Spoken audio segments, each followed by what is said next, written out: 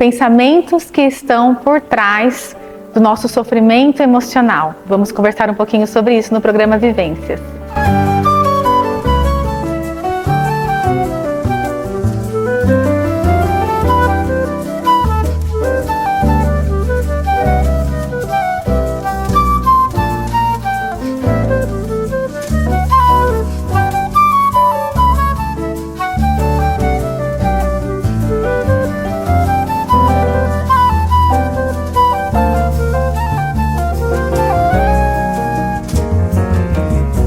Oi pessoal, como que vocês estão? Tudo bem com você? Como que tá passando sua semana? Como que você está? Mais um episódio do programa Vivências aqui na sua TV Canal 4 Marília, com muito amor, muita honra e muito grata por entrar na sua casa hoje pra gente ter o nosso momento terapêutico, né? Na nossa chamada nós falamos sobre os pensamentos que antecedem aí o sofrimento emocional, né? Não são só esses, tá? Mas eu quero dar uma pincelada com você e te ensinar algumas coisas da terapia cognitivo-comportamental, que é a abordagem que eu trabalho, para você saber um pouquinho do nosso funcionamento psíquico. Eu acredito muito na psicoeducação. E quando a gente entende o que está acontecendo, né, que tipo de pensamento que a gente tem, que tipo de distorção cognitiva que eu vou te explicar que a gente tem, talvez fica mais fácil de nós enfrentarmos as nossas dificuldades diárias. Porque todos nós temos dificuldades diárias, não é verdade? Nós estamos aí finalizando setembro, né? E falamos um pouco do Setembro Amarelo, nós falamos um pouco da valorização da vida, da importância de falarmos sobre saúde mental o ano todo. E essa é a proposta do programa Vivências aqui na TV, de trazer saúde mental toda semana para você. Toda semana você vai ter aí uma pitadinha de saúde mental para você pensar. E falando sobre os pensamentos que temos, né, e que antecedem o nosso sofrimento, dentro da TCC, da Terapia Cognitivo-Comportamental, nós trabalhamos distorções cognitivas. A gente falou um pouco sobre isso aí quando a gente falou sobre depressão, quando a gente falou sobre algumas patologias, quando a gente falou sobre transtorno de personalidade narcisista, né? Então a gente tem algumas distorções cognitivas que aparecem no discurso de pessoas que estão desesperançosas, de pessoas que têm crenças de desamor, de desamparo, de desvalor, que é um cenário aí de pessoas que estão num sofrimento psíquico assim agudizado, né? Que é o tema aí da valorização da vida que a gente está trazendo. Então, o que eu queria te ensinar hoje é sobre duas distorções. Não são só duas que nós temos uma lista aí de 15 distorções cognitivas, mas hoje a gente vai falar especificamente de duas distorções que antecedem esses comportamentos, né? Porque a distorção é um pensamento. O que é distorção cognitiva? É um pensamento de cognição e de pensamento.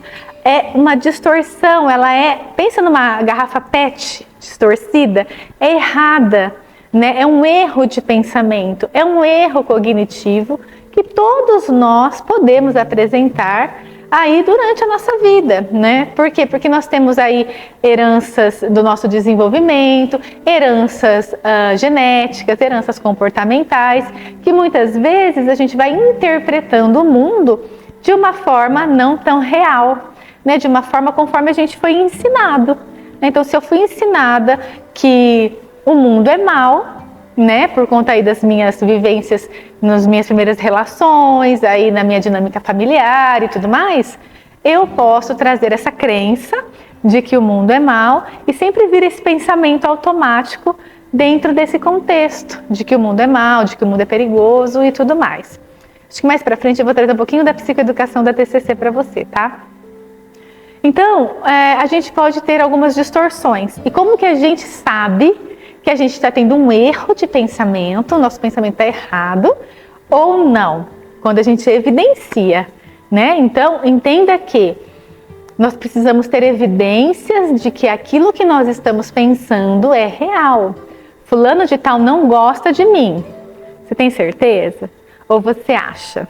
Ou você interpretou isso por conta de algumas situações que você teve algumas conclusões. Então, pode ser uma distorção cognitiva, né? Pode ser, sei lá, uma leitura mental, enfim, uma distorção cognitiva. Tá? Então, distorções cognitivas são erros de pensamento que nós temos aí ao longo dos dias da nossa vida e que a gente precisa aí evidenciar, né? Se esse pensamento está certo ou errado. Vamos colocar bem assim, não sei se é comum para você entender, tá? Duas distorções que antecedem aí comportamentos de risco, se é que a gente pode dizer assim. Uma chama catastrofização, que como o próprio nome já diz, nós catastrofizamos alguma situação, né? Então, eu vou te dar um exemplo. Perdi meu emprego, né? Fui mandada embora do meu trabalho. Meu Deus, fui mandada embora. Isso quer dizer que eu nunca mais vou arrumar nenhum trabalho. E se eu não arrumar nenhum trabalho, nunca mais eu vou morrer de fome. Percebe que é grande? Que é catastrófico? Então, é um pensamento extremamente dimensionado e catastrófico. Então, a gente precisa flexibilizar esse pensamento. Fui mandado embora, isso é terrível mesmo, né? Ainda mais nos dias de hoje, que é muito difícil a recolocação no mercado de trabalho. Fui mandado embora, mas isso quer dizer que eu nunca mais vou arrumar um emprego, né? Que eu nunca vou morrer de fome? Ou que pode ser que de fato eu passe dificuldades, mas pode ser que de fato eu consiga arrumar um emprego até melhor, né? Então aí a gente vai trabalhando a flexibilização desse pensamento super forte. Né? E aí a gente trabalha na terapia a descatastrofização, né? Que a gente descatastrofiza aquele pensamento rígido, forte, dimensionado. Quando uma pessoa ela tem um padrão de pensamento catastrofizado, né, na maioria dos seus ambientes e tudo mais, ela se vê sem saída. E por isso que muitas vezes algumas pessoas se colocam em risco, porque de fato não vê saída, né? Então não consegue flexibilizar. Então você percebe que a gente precisa realmente olhar com muito amor, porque é muito difícil, né? A gente conseguir flexibilizar um pensamento rígido, que a gente tem um padrão de pensamento, que a gente carrega aí ao longo da vida, né? Então é difícil a gente fazer essa quebra, essa flexibilização de pensamento. Então eu queria que você pensasse aí onde você está. Se você tem pensamentos catastróficos também. O que são pensamentos catastróficos? É uma catástrofe. Acabou, não tem mais jeito. É esse pensamento que é distorcido. Por quê? Porque tem jeito, né? Às vezes não o jeito que você quer, não o jeito que eu quero. Mas a gente consegue achar algumas saídas para um problema complexo. A gente não precisa achar uma única saída para um problema complexo. Então, um dos pensamentos distorcidos, uma das distorções cognitivas que nós apresentamos, né, dentro desse padrão é a catastrofização, tá? Uma outra distorção que é importante você saber que existe e que de fato a gente pode em algum momento apresentar, ela se chama abstração seletiva ou visão em túnel, né? Ou reducionista, olhar para um ponto só, né? Então quando a gente tem esse padrão de pensamento, né, aí de abstração seletiva, ou seja, quando a gente tem um problema e a gente não consegue olhar mais nada, só aquele problema, isso pode ser uma abstração seletiva, e isso pode fazer com que o nosso pensamento diga para nós, não tem mais jeito não, tem mais jeito, a sua vida se reduziu a esse problema, né? Então quando a gente tem esse tipo de visão em túnel também é uma distorção cognitiva, porque a gente também precisa flexibilizar o pensamento, tá? Como que a gente faz para flexibilizar o pensamento, Ana? Praticamente, como que a gente faz? Evidencie.